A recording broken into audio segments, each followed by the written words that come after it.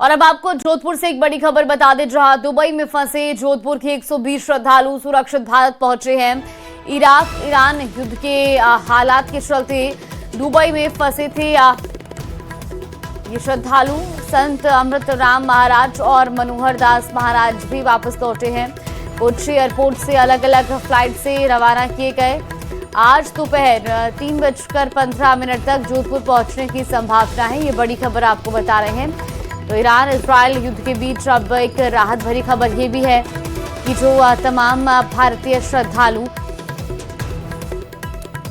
फंसे हुए थे वो वापस आज लौट गए हैं। और ऐसे में अब ये बड़ी जानकारी है कि दोपहर 3:15 बजे तक वो जोधपुर भी पहुंच जाएंगे। दरअसल जोधपुर के 120 श्रद्धालु दुबई में फंसे हुए थे, जो कि अब सुरक्षित भारत पहुंचे हैं। संवाददाता चंद्रशेखर हमारे साथ जुड़ चुके हैं। चंद्रशेखर, सुरक्षित भारत लाए गए हैं तमाम जो श्रद्धालु दुबई में फंसे हुए थे, कब तक उनके जोधपुर पहुंचने की जानकारी है?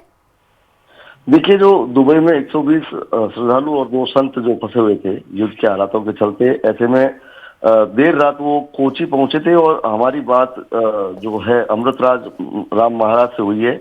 उन्होंने बताया कि देर रात लगभग सभी जो 120 श्रद्धालु और 2 संत थे वो रात को कोच्चि पहुंच गए। वहां से उन्होंने अलग अलग फ्लाइट लिए।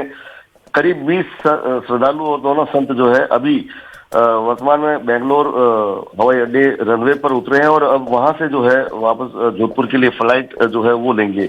करीब 3:15 बजे ये जो है 20 लोगों का जत्था जो है ये पहुंचने वाला। और बाकी जो अन्य लोग हैं वो अलग अलग रूट से अहमदाबाद, मुंबई, दिल्ली, अलग अलग रूट से जो है अलग अलग समय पर जोधपुर पहुंचेंगे।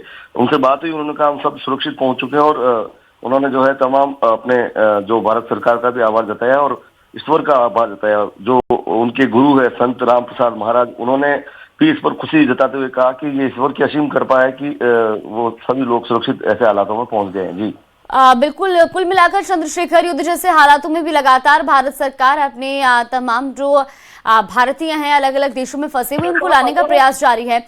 जोधपुर के और अन्य नागरिक भी वहां पर फंसे हुए हैं क्या, इन 120 श्रद्धालुओं के अलावा भी?